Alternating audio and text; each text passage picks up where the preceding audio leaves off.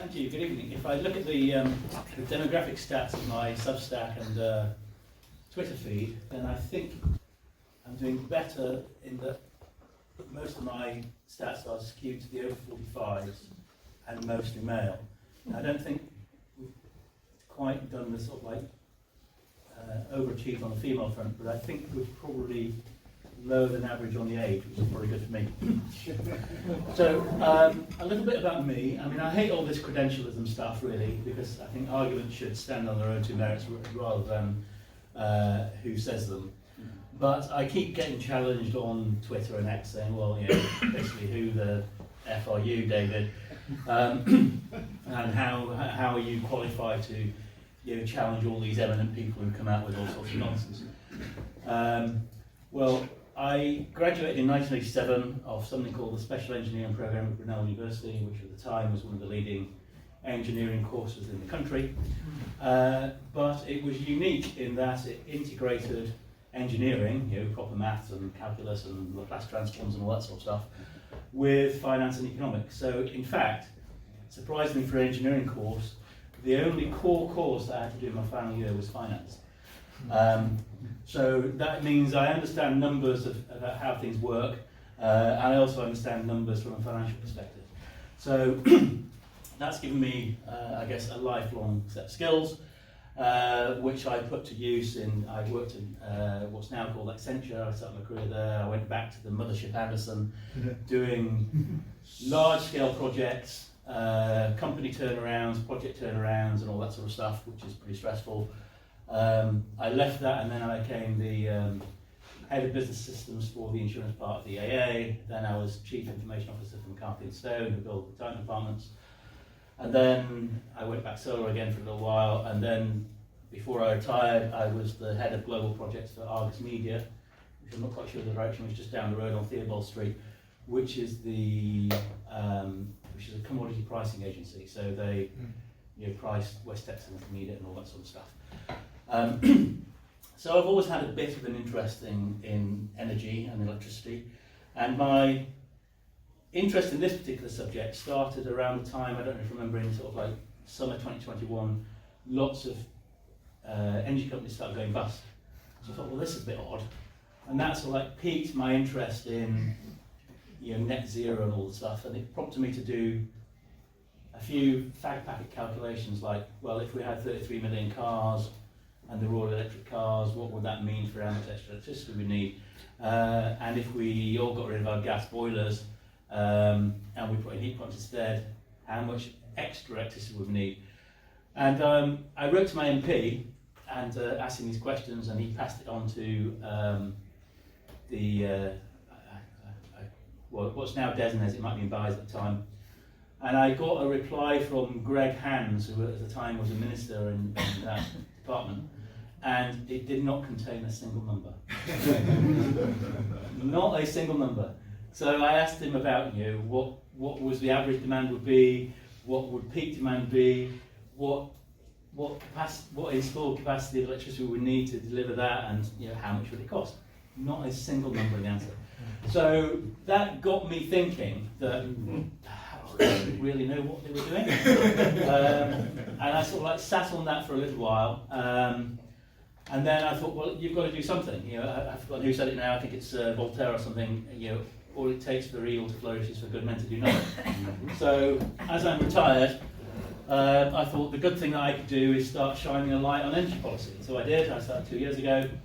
My first post was what I called the hidden costs of net zero, which got picked up by some chap called Randall, it's called Mining Atoms on Twitter, and he retweets me, and I have never seen, or prior to that, I'd never seen anything that I'd ever posted on Twitter go quite so mad. And, you know, literally a week after I started, I had 250 subscribers to my Substack. So, and it's grown ever since, and we're now sort of like between 3,300 and 3,400. And if you all sign up, then we'll definitely get over 2,400 by the weekend. So I've written quite a lot about energy policy and net zero, and Will approached me, so I thought we'd do a piece on why net zero is worse than climate change. So, you might have seen last year Antonio Guterres, who's the head of the UN, I think, or something, or part of that, and he said we've entered the era of global boiling, which is more than hyperbolic. But it is certainly true that the Earth has warmed a bit since 1850.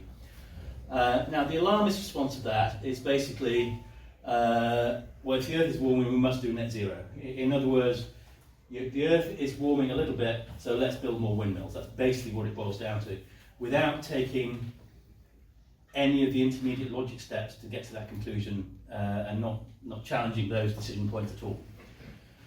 This is what they call a mitigation strategy. So in the land of sort of like climate change policy wonks, they talk about adaptation, they talk about mitigation. And most of what we're doing is mitigation. And that calls for everyone to reduce their emissions of CO2 and other greenhouse gases in order to save the planet. Now, that can only work if two conditions are met. One is if CO2 is the only climate control knob. Now, hopefully you can see the chart on the side. That's taken from the IPCC's first report. Well, at the top there, that's in sort of like the million-year timescales, and you see temperatures fluctuate up and down. Sadly, it doesn't have a scale on there, which is odd. But anyway, temperatures move up and down. On a 10,000-year scale, it's moved up and down. There's something called the Holocene maximum. And on a 1,000-year scale, there's a medieval warm period. And the what was called the Little Ice Age in the sort of Middle Ages, so from about, I don't know, 1400 to probably about 1850.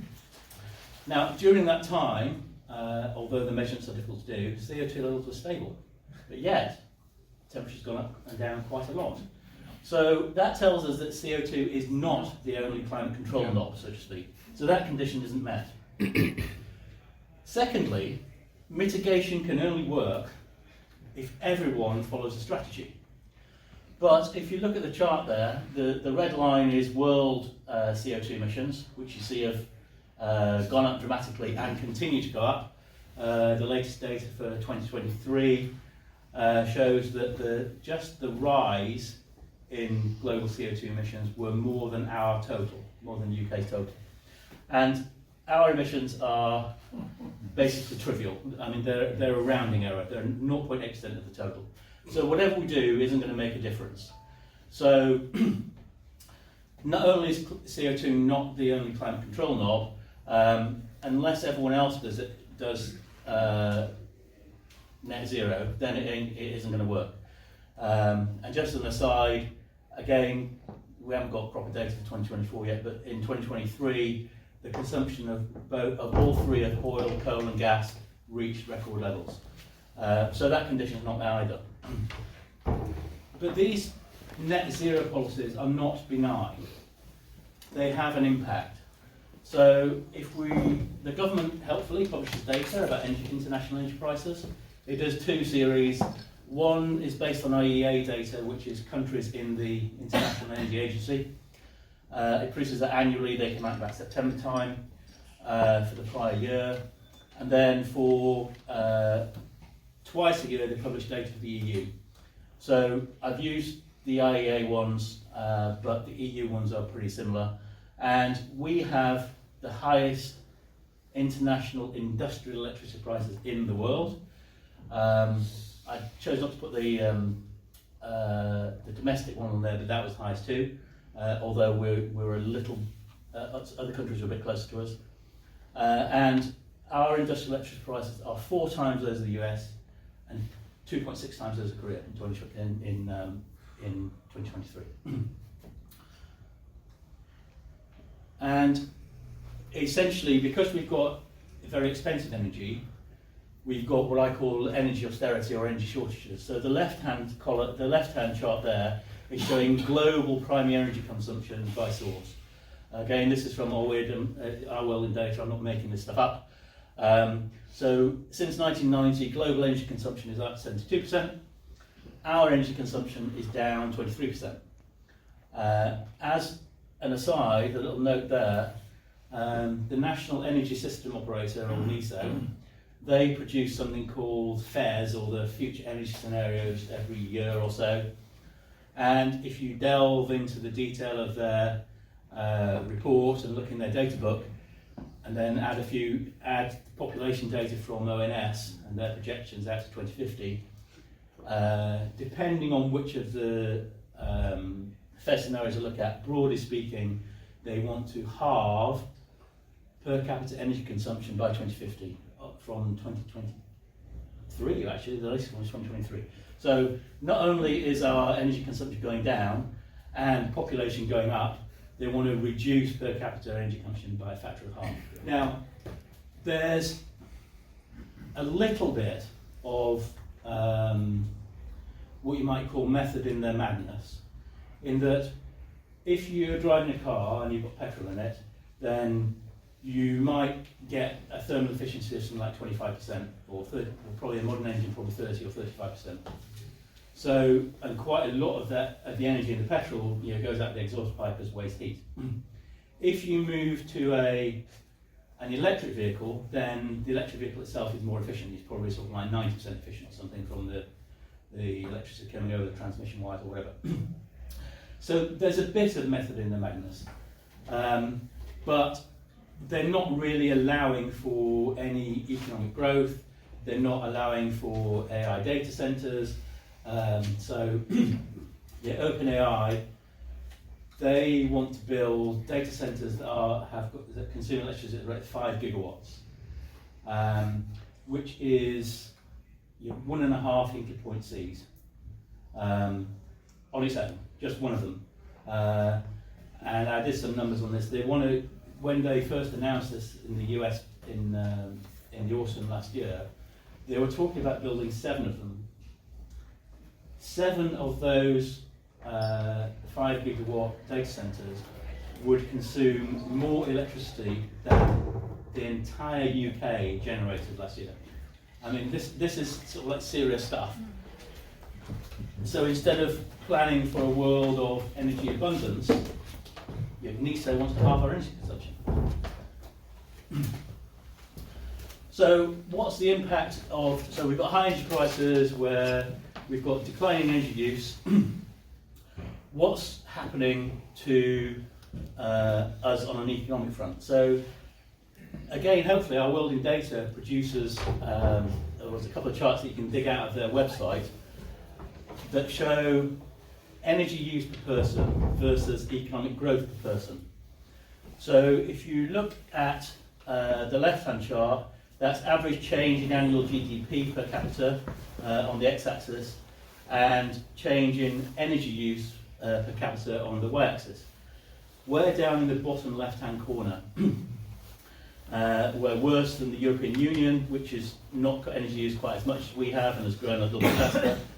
The United States has grown faster than us and hasn't cut energy use by anywhere near as much. And then if you look at the world is growing faster and is using energy more, using more energy. And then if you look at the fast-growing economies of India and China, they're growing really quickly, and their energy use is going up considerably. Just as an aside, I looked at this data, and if you take our our energy use per capita and halve it, that takes us to countries like Brazil, Mexico, Uzbekistan, and so on. So you're almost deliberately, and where they are today, not where they will be in 2050. So in essence, we're proposing that we make ourselves a third world country in terms of energy use. Similarly, there's a similar pattern with cutting CO2 emissions. We've cut our CO2 emissions dramatically, and our growth is basically negligible. And other much larger countries have grown their CO2 emissions and grown their economy. So, in essence, expensive, scarce energy makes us poorer. Now, everyone can go on our World in Data and produce those charts, obviously they're quite damaging to the net zero agenda. So in order to support the whole renewables agenda of we must build more windmills, we must have more solar panels, blah, blah, blah, blah, a series of myths have been, I'll call them myths, to be generous, have been promulgated, such as renewables are cheap, net zero will create jobs and growth, renewables will improve energy security, and renewables are green and kind to the environment. I put it to you that none of those things are true. So, Miliband and commentators like, I think Carbon Brief put this out originally, and even at the time it was wrong because they got their currencies and all sorts of things mixed up. They claimed that wind was 9 times cheaper than gas. It wasn't true then, and it certainly isn't true now. The cost of renewables is high and rising. So on the right there's a chart I put together of the prices that were awarded in 24 terms against what's called the allocation round. So every year now we have what's called an allocation round, which awards subsidy contracts to renewables operators. So it is true that back in allocation round 1 or AR1, prices were very high. That was for delivery in 2019, and then they fell towards AR4, which happened in 2022, and this is what the driver of this 9 times cheaper than gas thing was. And they got awarded contracts at really what looked on the face of it to be quite very competitive prices. However, a significant number of those projects have not been built and will not be built. So Norfolk Boreas, they pulled out of it. In the round that happened last year called AR6, some of those AR4 projects, part of them were rebid at higher prices because they couldn't make them work at the lower prices they were bid at. And AR5 there were no bids, AR6 the bids were higher again. So in 2024 terms it was just over £80 a megawatt hour for new offshore wind. Now, as you mentioned, that orange line, the government every few years produces something called its generation cost report, and it forecasts what these renewables are going to cost. Now, it's a slightly different, so that's in 2021 prices, so there's a bit of difference. That line should probably be elevated a little bit for inflation, but you can see that there's a big gap between what they're predicting and what is now actually happening. And the gap is getting wider. It's what I call the crocodile jaws that will crush net zero, because the purple line is reality and the orange line is the government's sort of ridiculous forecast. You may have heard of something called Clean Power 2030, which is Ed Miliband's plan to get us to almost a net zero electricity grid by 2030. He's backed off the net zero thing now. It's sort of like 5% gas. Now, if you do the numbers on that, NESO said that will cost between 46 and 48 billion per year for 6 years, which works out at 260 to 290 when you do the rounding. So I thought, that's quite a lot of money. And their justification is that we need to avoid highly volatile gas prices. So I looked at how much gas do we actually use to produce electricity? And I can't remember the exact numbers off the top of my head, but and if you, at the time I did this, gas was like 120 pence a therm, which is elevated, it's high. And that works out at something just over 8 billion a year. But of course, he only wants to replace most of it, not all of it. So there's a saving of at most 7 billion a year. So he wants to spend in 6 years 260 to 290 to save what can be at most 7 billion a year. Now, I haven't put this chart up there, but that 260 to 290, that doesn't include cost of capital, it doesn't include the operation and maintenance costs. So if you plug in realistic estimates of those numbers, gas prices would have to rise 5-fold and stay there for the next 25 years in order for that to break even on a cash basis. It's absolutely ridiculous. And then just to sort of like illustrate a bit on subsidies, so there are 3 subsidy regimes. One's called renewable obligation certificates. That's sort of like old. It was sort of like, there's no new ones come out since about 2017, but it still costs us over 7 billion a year. The other one is something called feed-in tariffs, or FITs. They're again old. Put my hand up and admit, I have got solar panels on my roof at home, which was installed in 2010. That I get paid a feed-in tariff, and I actually get paid over £700 per megawatt now. But I produce probably 1 and a bit megawatt hours a year. So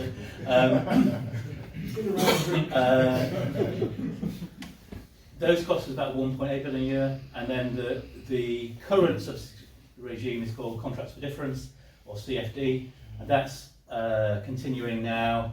And I just did a post on this. Actually, it costs us about 2.4 billion in calendar 2024.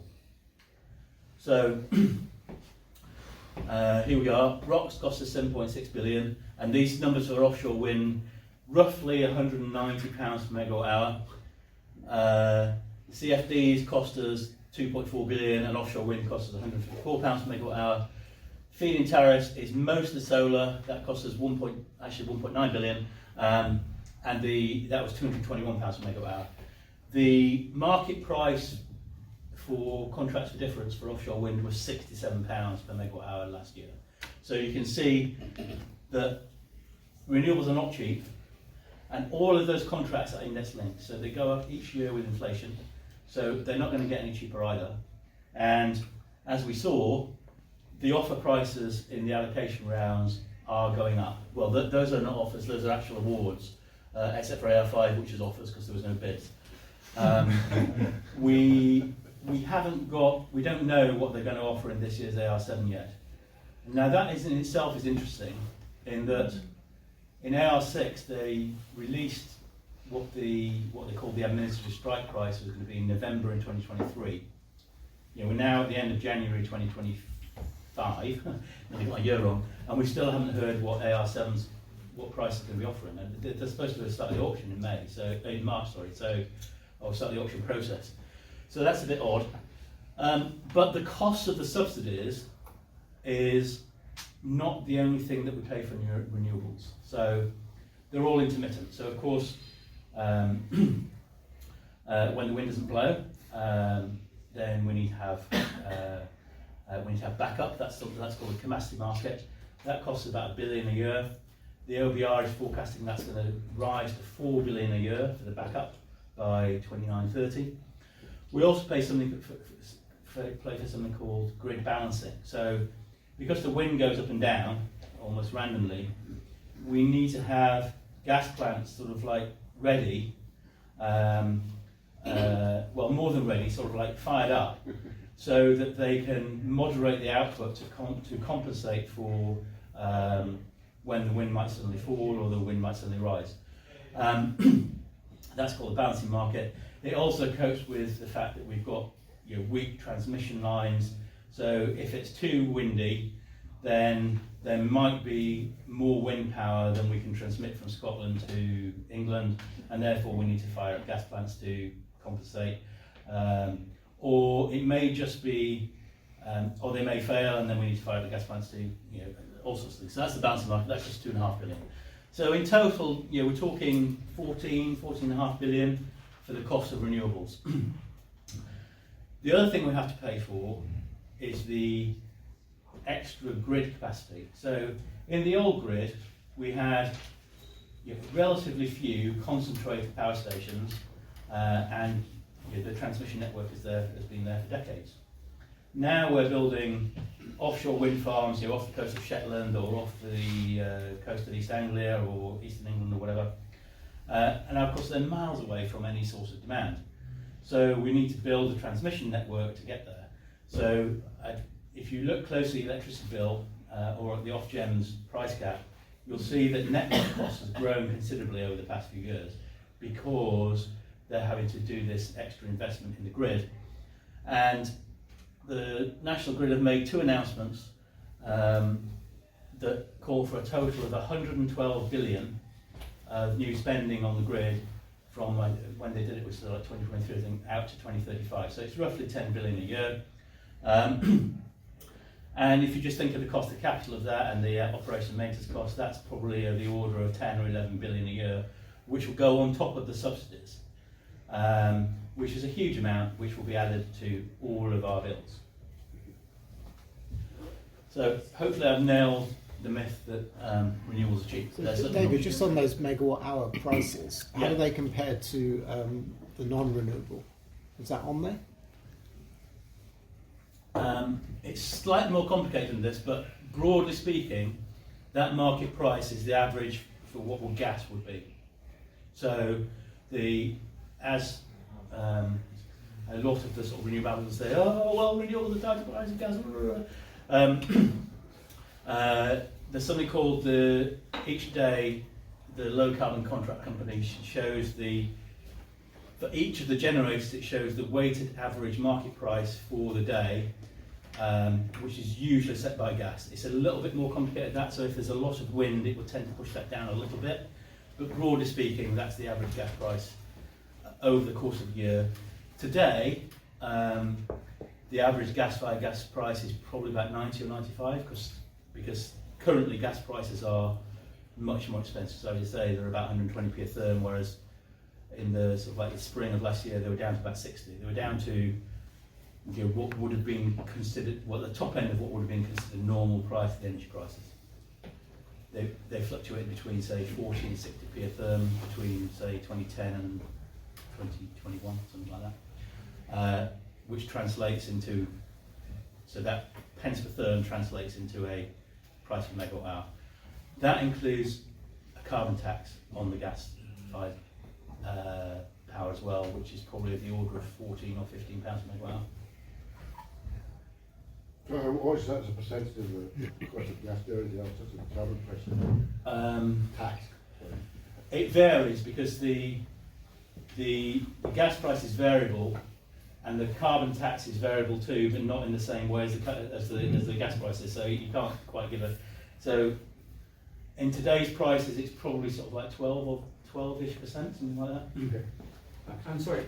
Do you know what percentage of renewables are contracted into these types of subsidy schemes? Because I know at least at the beginning, the idea was that they were in place to sort of for the period while the cost of these came down, and then people would finance them on a merchant basis. I think with solar that has happened. With wind, I'm not sure. I think not at all. Maybe. I would say almost. There's probably an exception that proves the rule, but I would say almost all of the wind is under some sort of subsidy. There's not much solar under CFDs at the moment. I think there's 2 or 3 active CFDs. There's a lot in the pipeline. There's a lot being approved. I mean, that's the other thing about renewables. Everyone tells us renewables have been quick. There was an offshore wind farm that was approved in 2015. It won a contract under allocation round 1, AR1. It's still not fully operational. It's called now, for those who are familiar with the Celtic language, I'm going to pronounce this wrongly. So it's like Nagoth, or in short NNG. So I'll call it NNG, so I don't offend anyone. And that's like £156 per megawatt hour. Solar, I think there's more that might be merchant. Now the thing about that is, and they're finding this on the continent, is that you're on a moderately windy, sunny summer's day, demand is low, and if you get a big burst of solar power, the market price will fall, perhaps to zero, perhaps less. So if they're selling it at spot price, then at the time they're doing the maximum generation, they may even be paying to take the power away. And that's the thing about the wind and solar. The output is uncontrollable and uncorrelated to demand. So that's why we're seeing this big volatility in pricing. Myth number 2, net zero will create jobs and growth. Now this is quite a complicated chart, so let me try and explain it. So the x-axis, so I'll just wind back a little. the ONS produces data on the productivity of each industrial sector in the country. So it measures that, on the gross value added, or GVA, the hours worked, and the productivity, which is gross value added per hour worked, or GVA per hour. So the x-axis is the relative growth of a sector compared to the whole economy. So there, that's 0. That's sort of like the whole economy. That's sort of like 100% growth and 100% productivity compared to the whole economy.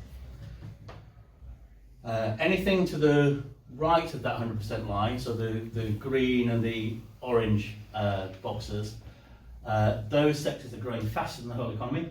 Anything to the left, they're growing more slowly than the rest of the economy. Things that are above this line, they are more productive than the whole economy, so we've got a higher GVA per hour, and things below have got a lower GVA per hour.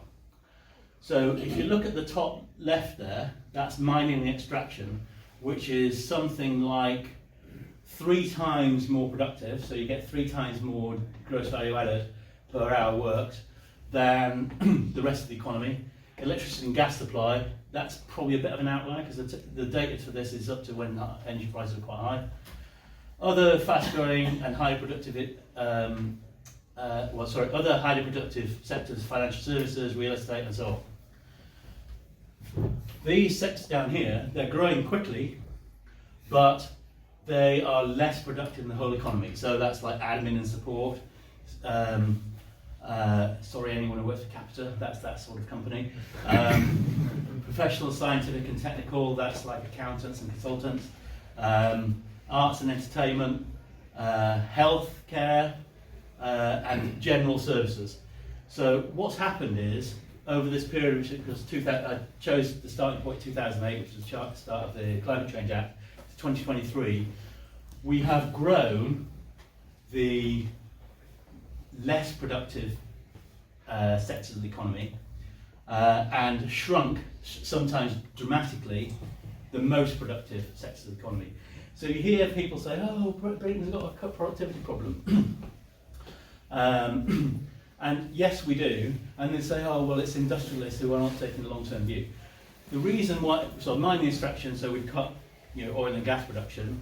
Overall productive industries, that's chemicals, petrochemicals, plastics, all the things, the sorts of things that INEOS does, that Jim Ratcliffe's going on about.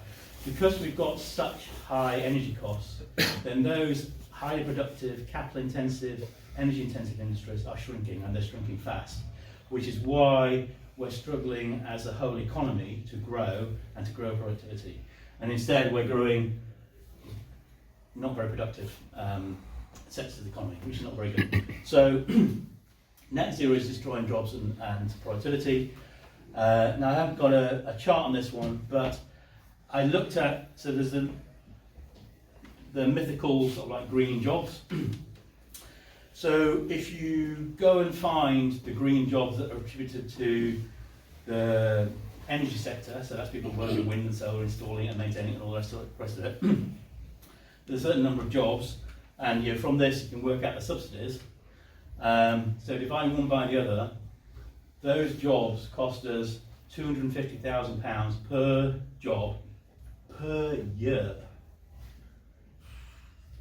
which is astonishing. Myth number 3, renewables increase energy security.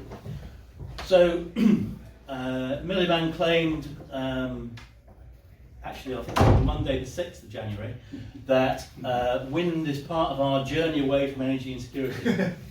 It took sort of like a day and a half for karma to hit, and we came very, very close on the 8th of January to blackouts.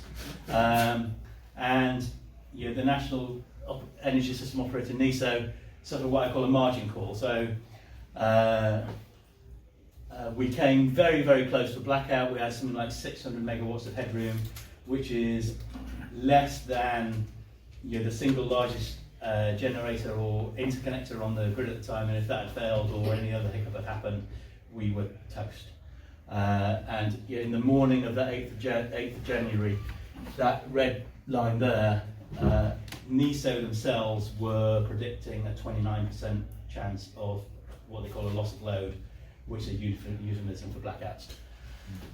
And then we had another near miss on the 22nd January.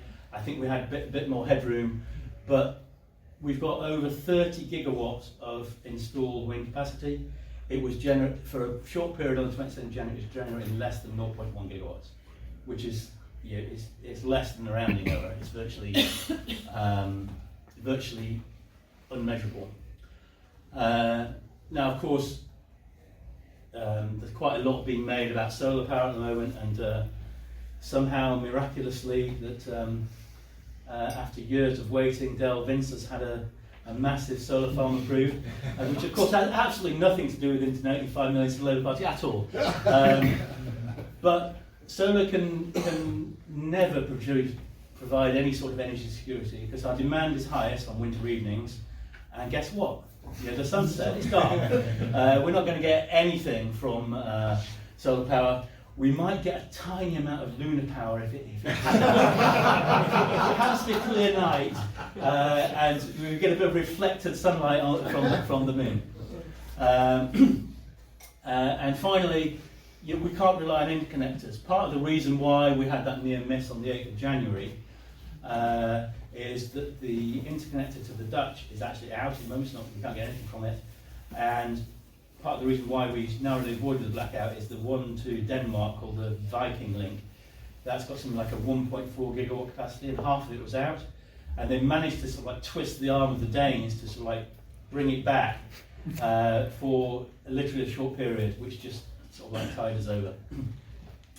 So essentially relying on interconnectors is the same as, it's essentially relying upon the kindness of strangers. And that's going to get worse as the continent of Europe pushes more towards intermittent renewables too. So we tend to get wind at the same time, and we tend to have wind droughts at the same time, because we get a big high pressure over the North Sea, and lo and behold, Denmark hasn't got any wind, and Belgium hasn't got any wind, and the Netherlands hasn't got any wind. And not only that, the Norwegians, who've got quite a reliable energy system, much of it's hydro, they're starting to get uptight about the fact that when Europe as a whole is short of energy, even though they've got plenty for themselves, their energy prices rise because they're sending as much as they can down the interconnectors. And their parliament is starting to get uptight about that. So we can't necessarily rely on that being there for much longer. Myth number 4, renewables are green. So this isn't just, I don't want to just necessarily attack Miliband, because actually most of the mess that we're in was created by the Tory government, who were certainly in power since 2010. So they created much of the mess. It's just that Miliband is intent on making the mess worse even quite faster.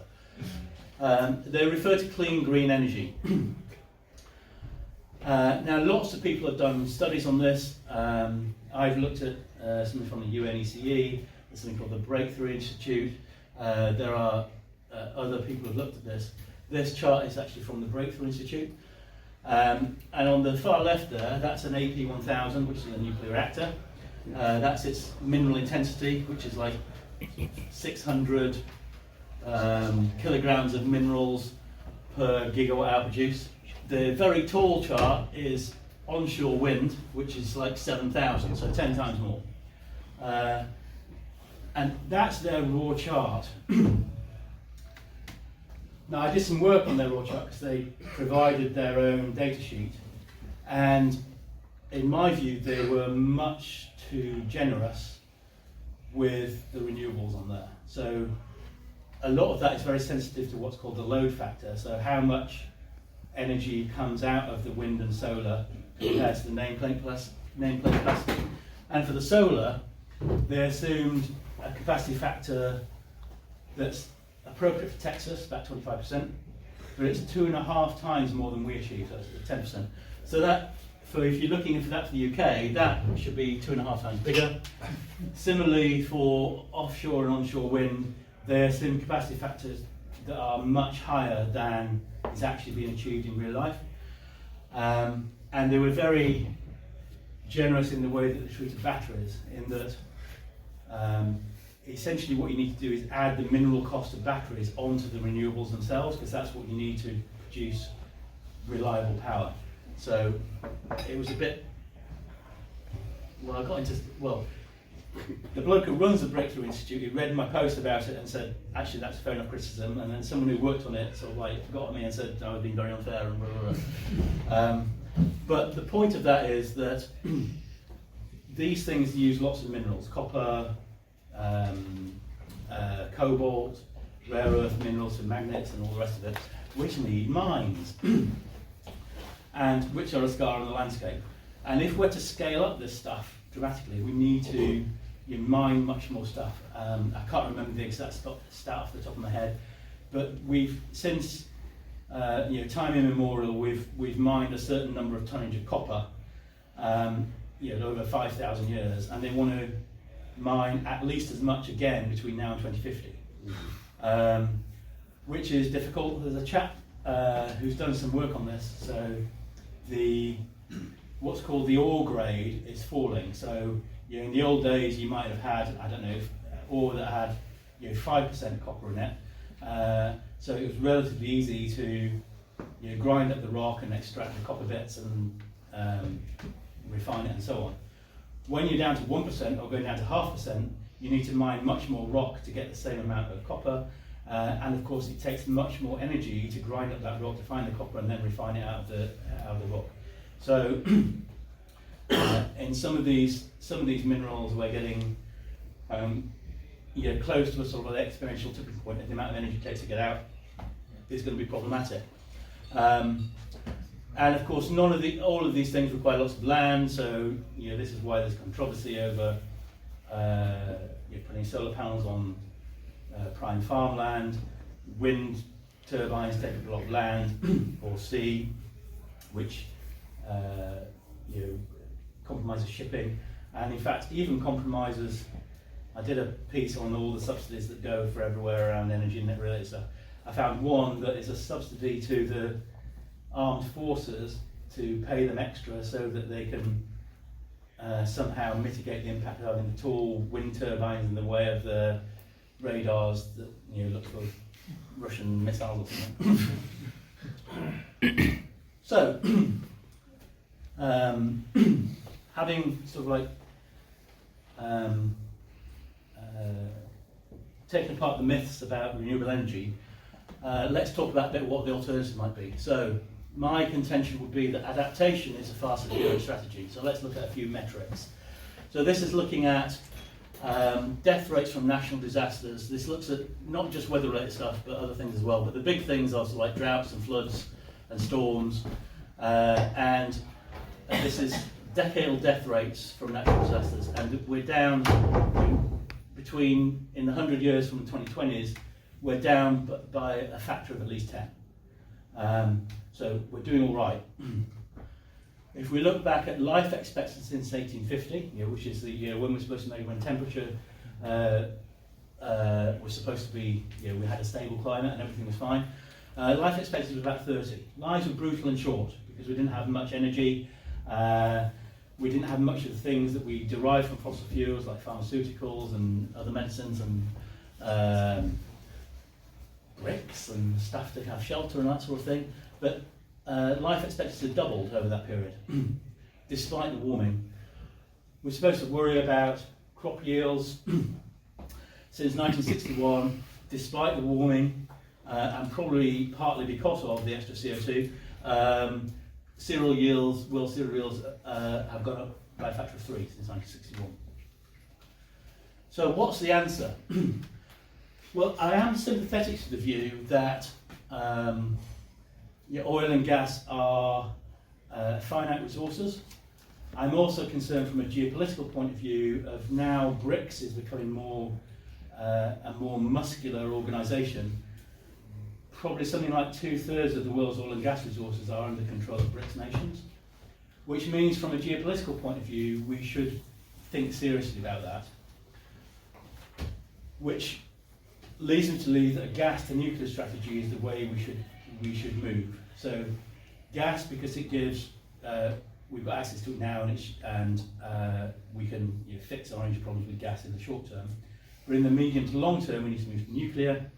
And two countries with the largest uranium resources, not reserves, are Australia and Canada, who are both Five Eyes allies, not allies. And I would rather we were reliant upon Five Eyes allies with strong cultural and political roots than despotic nations in the Middle East or whatever. That's what we do for energy. I won't go into this in a lot of detail, but nuclear is the answer because it gives us what's called high energy return on energy invested. So for every unit of energy we use to gather energy, we get something like 75 or 100 units of energy back from nuclear. And we can also continue to adapt. So we can adapt crop varieties, we can irrigate more, we can build more wind-resistant homes, we can invest in flood defences and so on.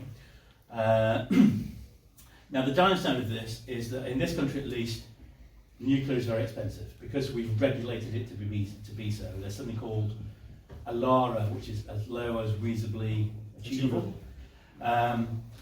Which basically means that anyone walking within 5 miles of a nuclear power plant can't have a bigger radiation dose than if they were eating a banana or something,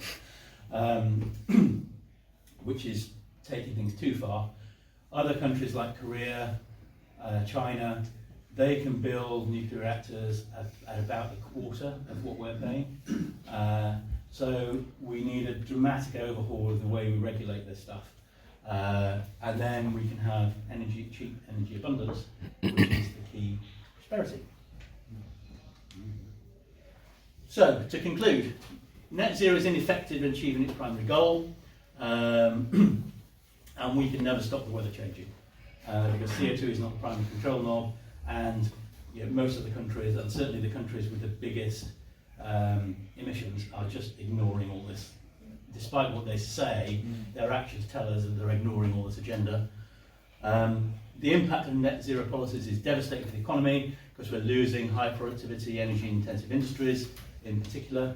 But high energy costs affect everything. They affect the whole economy, even delivery drivers.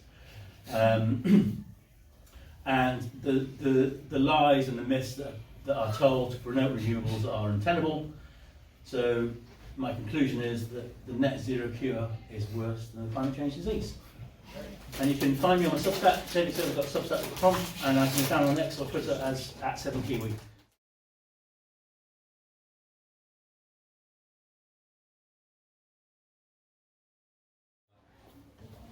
I suppose the broader question is, do you think there are workable ways to reduce human-caused climate change, or do you think in all strategies, like a nuclear strategy or anything, or offsetting, whatever, or geoengineering, like the costs are always going to outweigh the benefits? Well, I like to work off detailed evidence before giving that sort of answer, but I would need some convincing that I would trust someone like Bill Gates to start putting particulates in the atmosphere to stop the sun sort of like heating the planet as much as it might otherwise do. I mean, what could possibly go wrong? That with ice ages. Ice ages, crop failures. I mean, when we had, when I think it's Mount Tambora went up in 1815, I think it is. Yeah. The year after that, we had something called the year without the summer, because it just put so much stuff into the atmosphere, and there were crop failures and famine, and people died. So, in that sense, I would rather just let the world do what it does naturally, and then we cope with it. Because generally speaking, on these sort of wild and wacky utopian schemes, the law of unintended consequences kicks in quite harshly.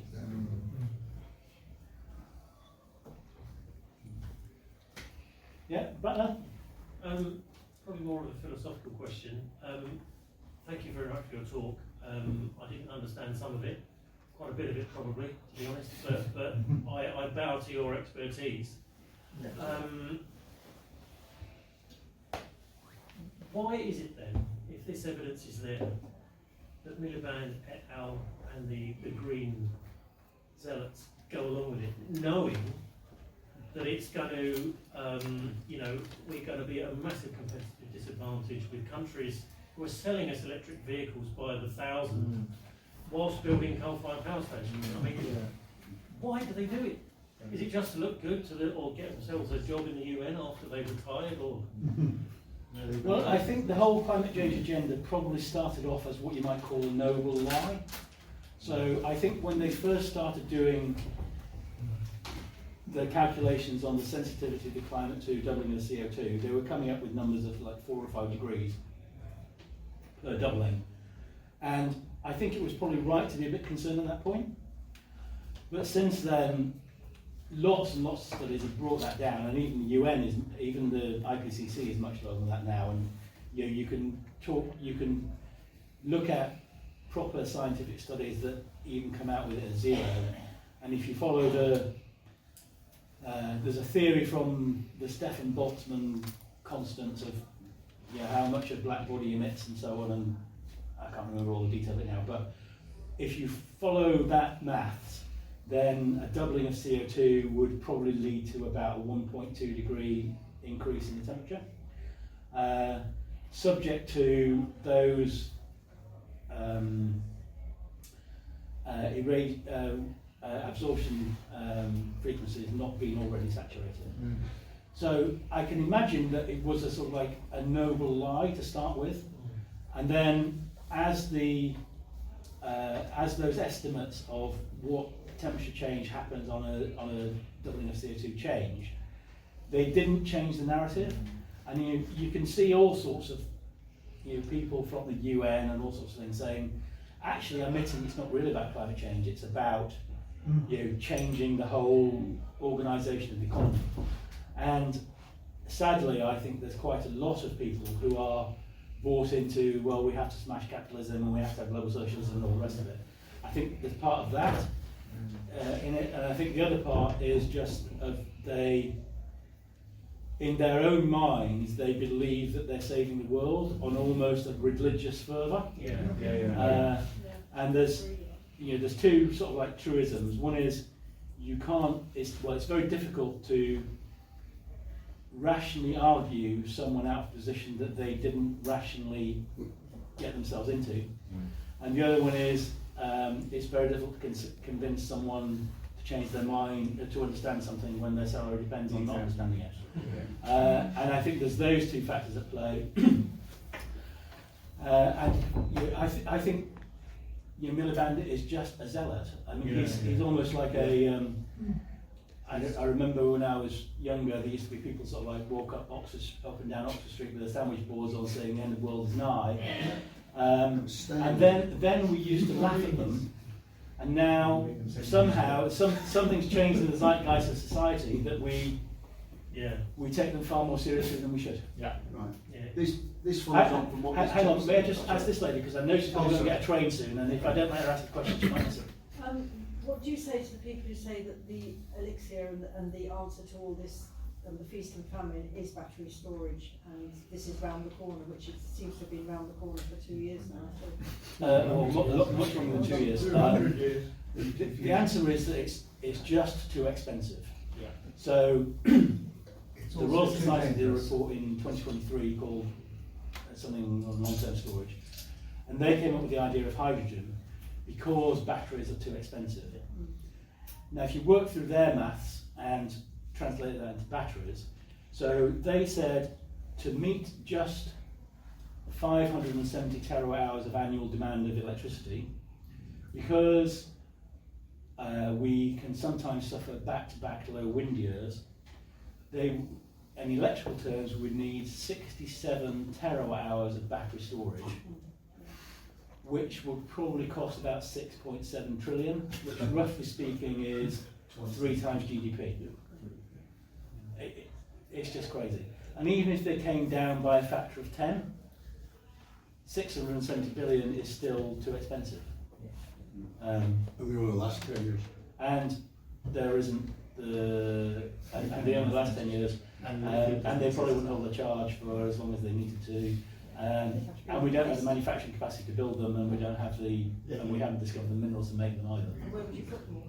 And where do you put them all? And then what happens when they burn down, like in California? So is hydrogen a storage option? No. Even that is too expensive and relies upon essentially drilling huge salt caverns under Cheshire and Humberside. You lose 8% a day. Yeah. Molecules too small. Yes. Molecules. And then there's also a problem with hydrogen embrittlement, and hydrogen is the tiniest molecule and it diffuses through just about everything. So how do we gainsay this lie that even the Institute, whatever it's called, the chemistry, I can't remember what it's called. Well said. Royal Society. Yeah, you know, it's Well, I very hard to. I did a long piece on that, and I know that I really upset the lead professor on Did you? and I was I've been in email conversation with him and with one of his minions who worked on the report for ages, and he was trying to get me to back down, and I never did, and he's never disproved me. So, Wow. Is your report available? yeah, it's on Substack. Look up something. What do I call it? Dismantling the Royal Society, something or other. It's Christopher Llewellyn something, isn't it? Christopher Llewellyn Smith, Yeah. Professor. That's right. Yeah. Professor. Well, thank you very much, and thank you for your talk. Okay. Yeah, I'll be brief, David. The majority, by some estimates, in a significant majority of the world, new renewables are cheaper than new fossil fuels, which kind of goes against what you said. Followed up with, all the evidence is that the climate crisis is accelerating. When was that quoted? I don't know. Yesterday. Trick question. Yesterday, I'll tell you this, because this guy, I'll be very brief, I'll try and be as brief as I can. That was something called the Climate Audit Committee in Parliament. Both those quotes were from Ed Miliband. They're both blatant lies, cannot be proven. So what I'm saying is, and I know something about this, in 2022, I'm not nerdy normally, but for some reason, coincidentally, I saw another audit committee meeting, and they had the fossil fuel sat there, where they eviscerated a woman called Linda Cook from Harbour. She was sitting in the middle of BP and Shell. She's now taken that company out of Britain, and it's the biggest producer in this country, domestic producer. So what I'm saying is, where I'm angry, and why I've come along tonight, is we've got Just Stop Oil, but no, there's no real Just Stop Ed. He's stood there today, yesterday. He sat there with his arm folded, with his nasal twang and all of this. So get petrol. And he just lied after lie. And the thing is, you mentioned the carbon briefing, the 9 times cheaper. It's still there. It's still alive. It hasn't been killed stone dead.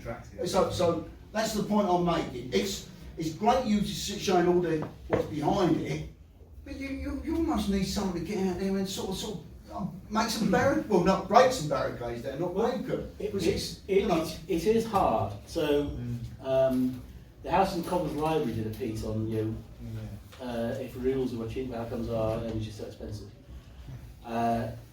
And I've written to them. I did a piece on it. Yeah. A friend of mine wrote to them and did a piece on it to try to get them to change it and retract it. And they made one change to the headline, sort of like 3 months after they published it, because nobody noticed. So they're now sort of almost technically correct, but no, unless you are really familiar with it, you won't notice the subtle change of emphasis. So that's difficult. And what they relied upon is that, you remember I did a slide there and I had the government's generation cost report. That's where a lot of this comes from. That and mixing up what's called marginal cost with the full cost. And it's hard because when you've got something like the Commons Library, who the MPs rely on, essentially promulgating untruths, shall we say? Yeah. And then when you point it out to them and show them all the data, they still won't. They made a couple of tweaks, but I think I actually tried to get through FOI who had actually advised them on it, and I suspect it was Carbon Brief, but just because of the charts they use and the language they use, but they wouldn't tell me, and they're not retracting it. But what I'm doing is trying to just promote an alternative view. There are others doing it too. Ben Pyle, I don't know if he's got a Substack. He's active on Twitter. Steve Loftus, Andrew Montford at Net Zero Watch, and It's getting through talking to some of those people. Yeah, but the other stuff's got through before. I know that my Twitter engagement is going through the roof at the moment. The rate of getting new subscribers to the Substack is rising, and the engagement to the post is rising. So it feels as though the pushback is growing, and I think we're going in the right. Well, the pushback is going in the right direction. I'm not sure yet we're turning the tide, but it feels like it's close to some sort of tide turning. Because one of those Commons appearances that Miliband did, he had to give a whole speech about being in a big fight. Exactly. Which leads me to believe he's starting to feel heat. And I think Dan Hodges did a piece in the last week or so in the Mail where he was quoting cabinet ministers that were basically briefing against Miliband. So if the Labour government itself is briefing against Miliband, then... Did you see the Tim Shipman quote? Turn of the new year, he wrote something saying the problem with this government is they're not very experienced, except for Miliband.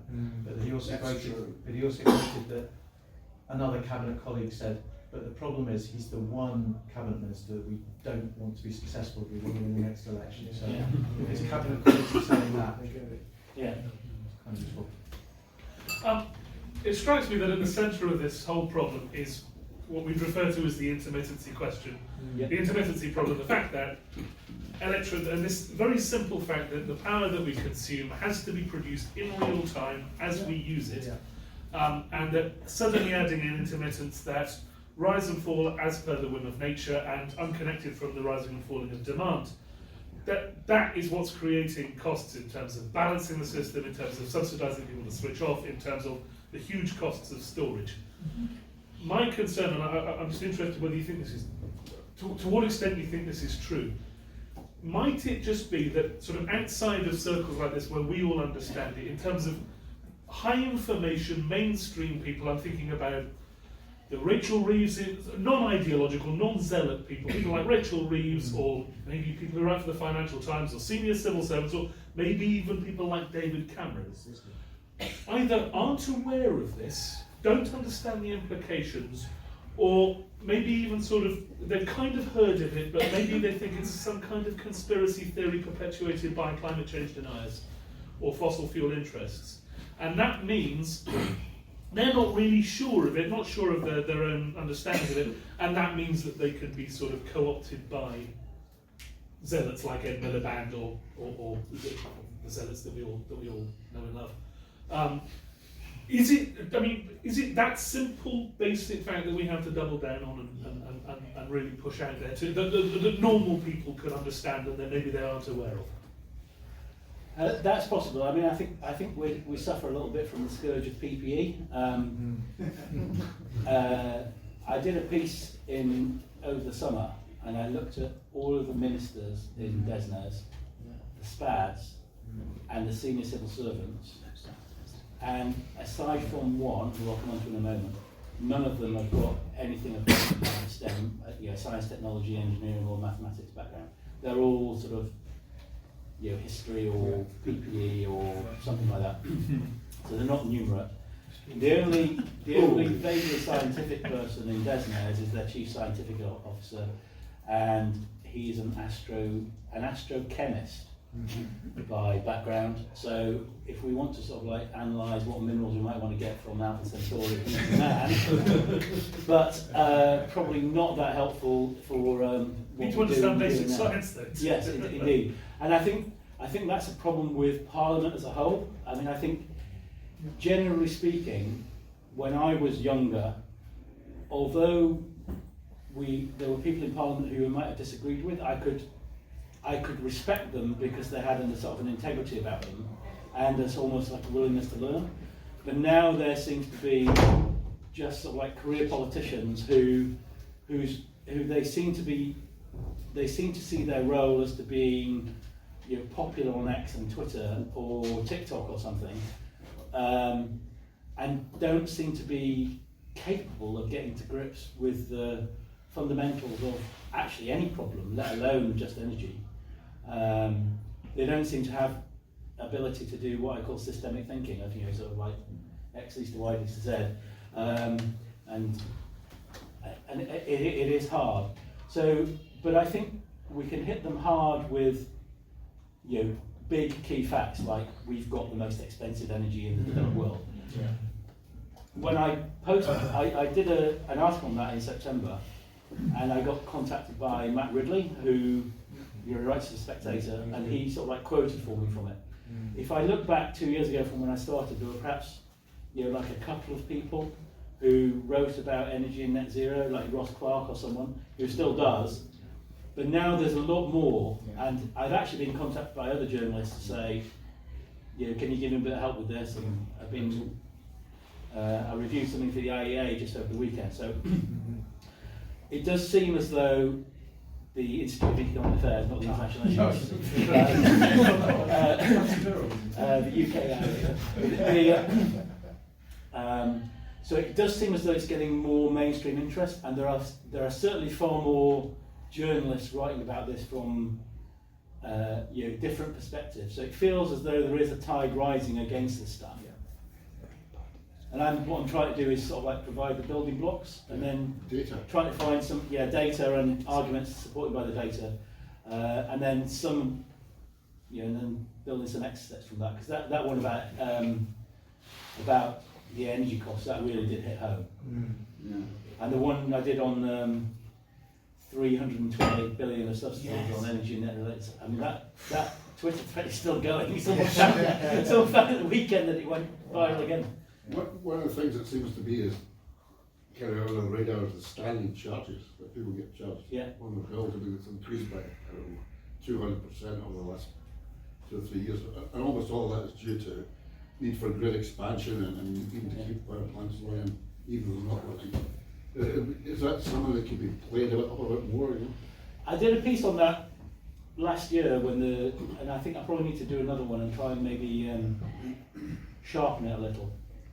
Andrew Montford did a tweet a few days ago and has shown where all the increasing waste basically subsidies and network costs. Sorry, someone at the back there. Yes, I wonder if you can. I read the other day that there was a possibility that the connection of solar installations and windmills to the grid was going to cause problems, and some of these projects would take several years to get plugged in. Do you have any insight onto that? Because if they can't do it, the punters that are supporting these things will get bored and move away. There's certainly a long backlog, maybe up to 8 years, and actually they announced that they were not taking any new applications for about a month, that last week or the week before, I think. So how does that leave Miliband with his... up the proverbial creek without paddle, I think. But actually, notwithstanding that, he wants to something like quadruple the rate of delivery of offshore wind to his target by 2030. I mean, it's just not going to happen. So NESO actually changed the rules around it, because there were two sets of there's an interconnected grid, which is the big stuff, and then there's all the domestic. And all the big solar farms realized they couldn't get access to the domestic distribution grid quickly enough, so they went onto the interconnector. And actually they put something out beginning of, it would be end of last year, beginning of this year, somewhere there, a friend of mine who developed solar was in tears because he was going to be a very wealthy man. But they basically said that if you weren't developing a project pretty much immediately, as the planning hasn't been approved and you're not ready to start, they've kicked out all the grid. So guys who had grid access for like 31, 32, that's all been put out and the whole thing's going to be reassessed. Yeah. They want to push them back into the distribution grid. You can't build solar fast enough, which is why the prices of the solar farms go skyrocketing as soon as the guys get grid access. Yeah, back there with the glasses. Me? Yep. Oh, right. Oh, yeah, Latimer, sorry. Oh, yeah, hello. I didn't recognise you with your hat off. It's one of my trademarks. The big question I think we're missing out on is Mr. Trump has taken power in the United States and he's kind of thrown up the entire geopolitical energy world into a bit of turmoil. How do you think that's going to play out here? Drill, baby, drill. Well, it's funny you should say that. Let me give you a sneak preview of Sunday's article. That's a tenner you owe me, David. I found it quite interesting that the country with the largest oil production in the world, that consumes about twice as much energy per capita than we do, has got much cheaper energy, has announced an energy emergency because they realise they need more of it. And yet we, which might be summarised as drill, baby, drill. There is also a report last year where they want to, called the Nuclear Liftoff Report, where they want to triple their nuclear capacity by 2050 to sort of 300 gigawatts. And basically he's put a moratorium on new wind development. So I contrasted that with our energy policy, which is to stop new oil and gas development in the North Sea. We've still got a moratorium on fracking. He seems to be on a go slow with nuclear because he's not made a speech about it. He's not made an announcement of the small modular reactor program. And there's all sorts of other sort of like bad things going on. And I sort of like contrasted the two, and Grok gave me this great picture of Trump basking in the sunlight in front of some nodding donkeys, and Miliband stood there in rags holding a candle with some broken wind turbines behind him. And basically made the case that actually if any country needs an energy emergency, then it's us. Yeah. But if in just a week, however long it is since he took power, I mean, that has thrown everything up. Seems to me that in 6 months' time, those whole sort of world powers, the first things people are going to say, if the United States don't give a shit about net zero and emissions, and China doesn't give a, there's going to be the big question that says, why are we doing any of this stuff at all? Yes, indeed. We are ploughing our own field. And I think I've got a feeling that message is getting through to the general public, because Martin Lewis did a poll on Twitter a few days ago. I can't remember the exact question, but it was basically, should we go faster or slower, net zero or whatever, or not do it at all? And a majority, not just a plurality, but a majority, broadly speaking, I can't remember the exact question, but broadly speaking, they wanted to ditch net zero. And he had there was something like 20,000 responses, I think. And I can imagine the Martin Lewis audience is quite normy, I would say. And for so many people to put that position, I think it's quite shocking. Sort of two questions, I suppose. One is, how much do you think the system of carbon accounting is the problem in the UK, right? The way we count for carbon.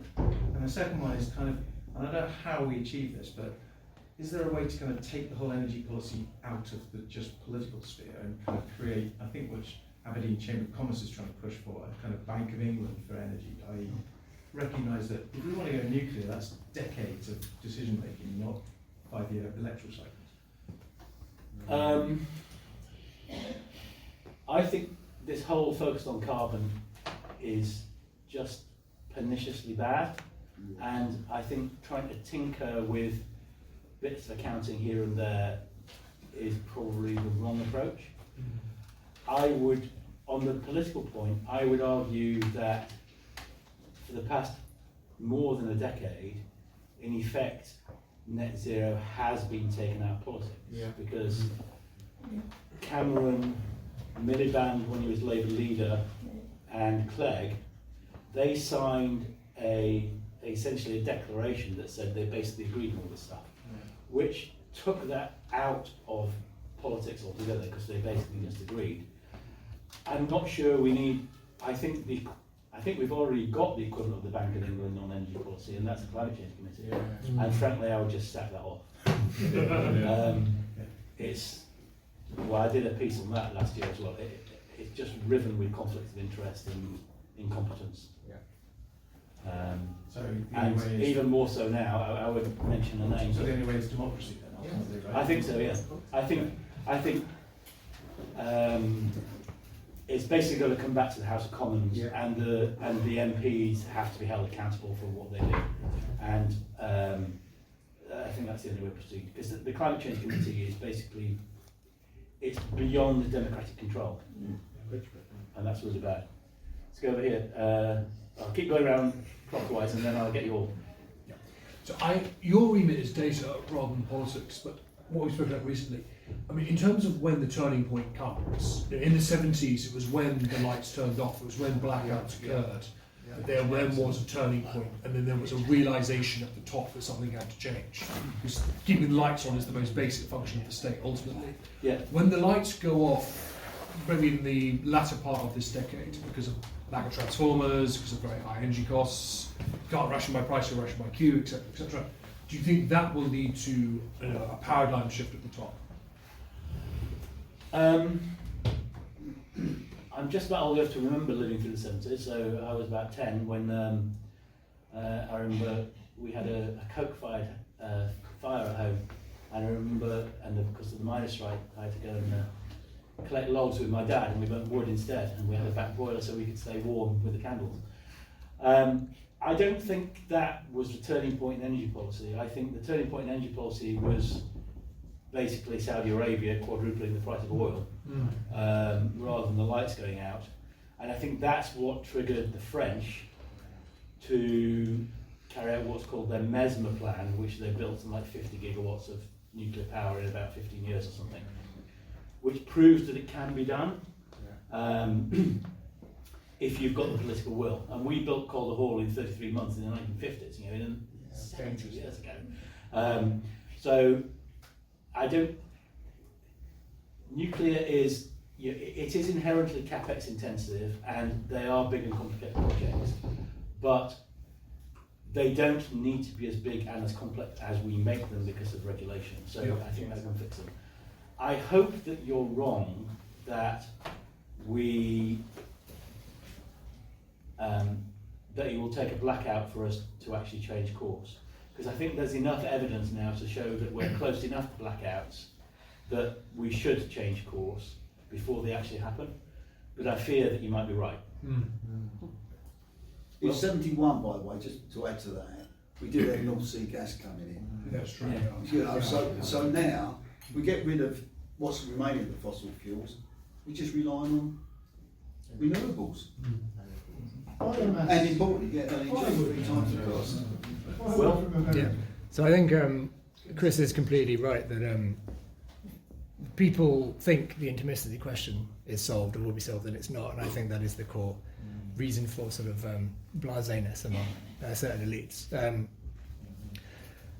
So I guess we heard maybe in the last decade or so about some battery storage or cavern storage or something like that, but now it seems they're sort of reverting to let's just keep the gas stations on as a backup. So my question is, like, if you were Ed Miliband and you have the same ideology but you want to make it work in the most plausible way it can, how would net zero work?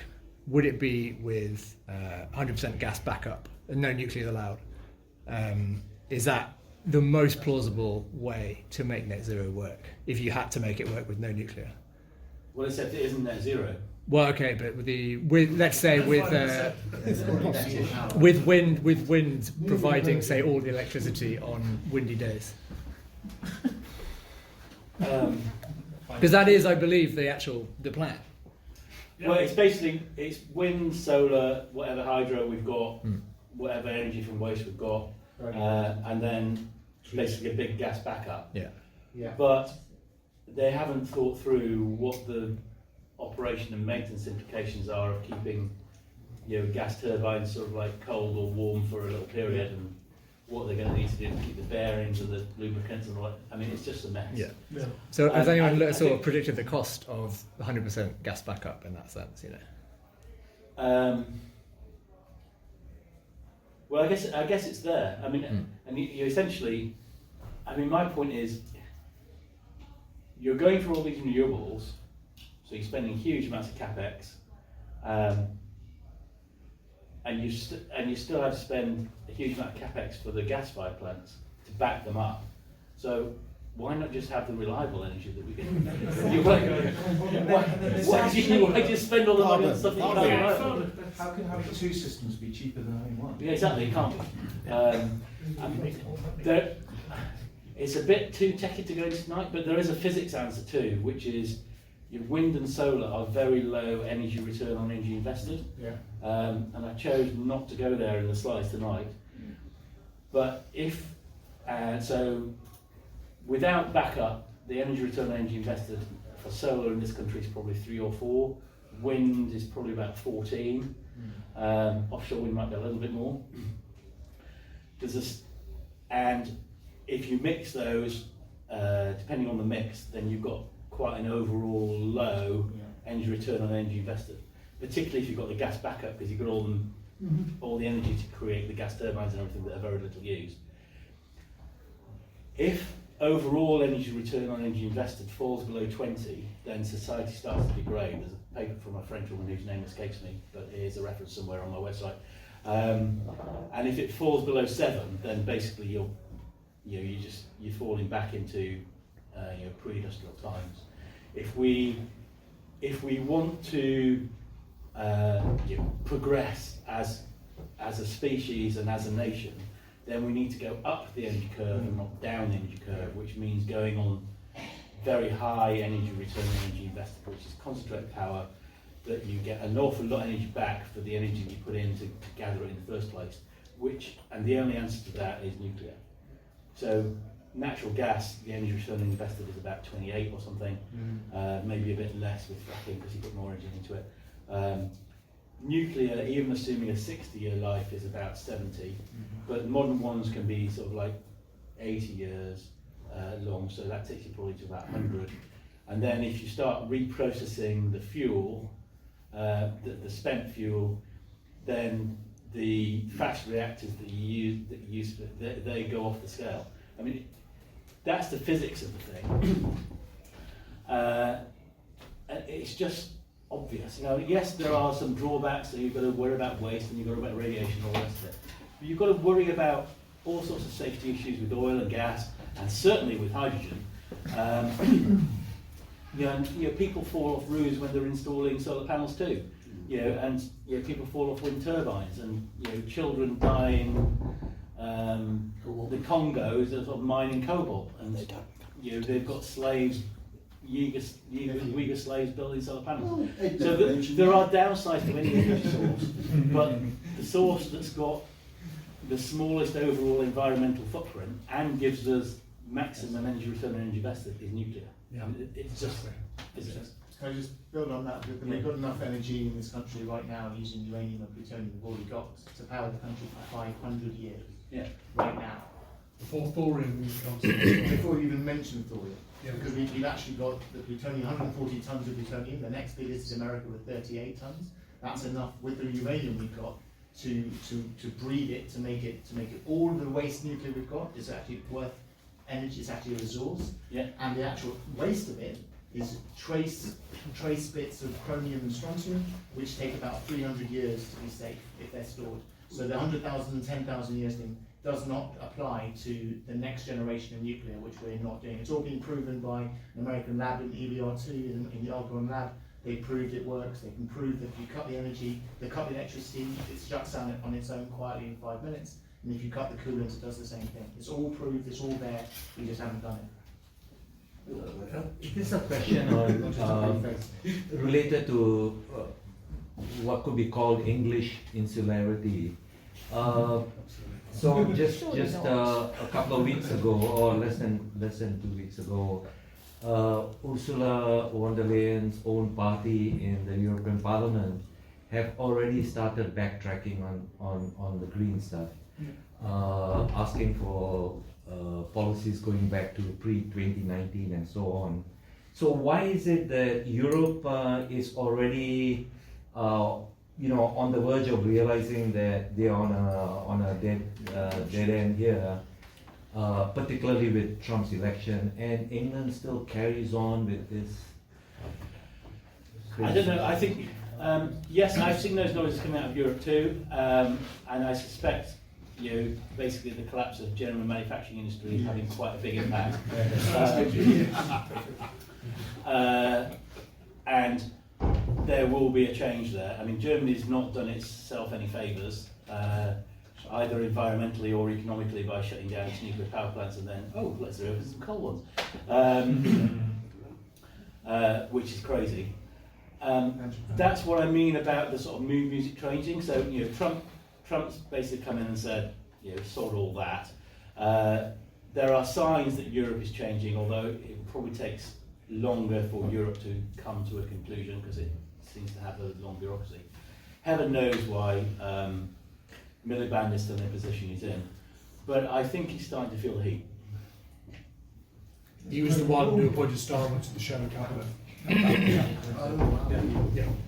Most of the shadow cabinet relying on him for the best parliamentary seat, the best parliamentary seat because it's achieved. I'm just wondering, just as it seems to me that big money promoted this nonsense to do with net zero, and maybe it could be argued that it was the City of London and Wall Street's redemption project after 2008, and it enabled through ESG people like BlackRock to make an enormous amount of money, whether they too are slightly retreating from financing these projects, and also whether with Amazon and the rest of big tech talking about building small modular reactors, whether they might actually come to save us. That's a good one. Oh, good question. I think on the sort of like BlackRock and the big banks and so on, I think it's more than slightly. So I think almost all of the big American banks have withdrawn from the Net Zero Alliance. Absolutely. So that is going away. I'm not sure the big tech people will save us. They may well save themselves. So they've got plans for big AI data centers, which might, after the sort of like the DeepSeek announcement, they might need to be a little bit smaller now. But even if they get as efficient as DeepSeek, they're still going to need a lot of energy. And I suspect they'll use gas first because it takes longer to do nuclear. But Google's talking about it. Amazon. Microsoft's done a deal with Constellation to reopen 3 Mile Island. Google's done a deal, and I can't remember which one of the SMR people it is. Pardon? Is it NewScale? Yes, NewScale, I think, yeah. And I think Oracle's doing a deal with another SMR. There you got me. Pardon? There you got me. Yeah. So there's certainly a lot. There's certainly a lot coming on there. The good thing about big tech is that they've got a lot of money, and B, they know how to do big stuff. I mean, it might be codey stuff rather than sort of like physical engineering stuff. But even data centers are a reasonably sizable physical project. So if they can bring, they've got the money to attract the right expertise, and the money to finance some of these sort of like startup-y companies, and the wherewithal to make things happen, then that's quite encouraging. But I suspect if they were want to bring in those data centers to this country, what they would do is build a dedicated unit to off-grid to support their own thing rather than to support the rest of the transmission infrastructure. But nevertheless, there might be some lessons there that even designators could learn. Proof of concept. Yeah. Surely just put it in India where it's electricity at a quarter of the price here. I've not got any data on the Indian electricity prices, to be honest, but yeah, I think they're probably growing so quickly that they need power for other stuff. Just like to keep people fed and watered and so on. China might be different, but I think there would probably there's issues with sort of like putting our crown jewels of data in China. Jack. I have a friend who happens to work in renewable energy. He makes the following argument that the 21st century green grid that we're now building at extraordinary cost is no different from the 20th century grid that was built, before, the carbon heavy one. But we're just not aware of that cost, and we're kind of shocked at how much it costs to build this new green 21st century grid. What do you say to that argument? Basically, I'd say it's cobblers. To be polite about it. So yes, the original grid kit does cost money, but what it did is take us up the energy curve. So we had prior to that, before the Industrial Revolution, we used wood and Windmiller type windmills and water wheels. Then we invented coal and the steam engine, which was much more powerful. Then we got oil and gas that was even more powerful and transportable. And now we're going back to Camberwick Green and Windmiller.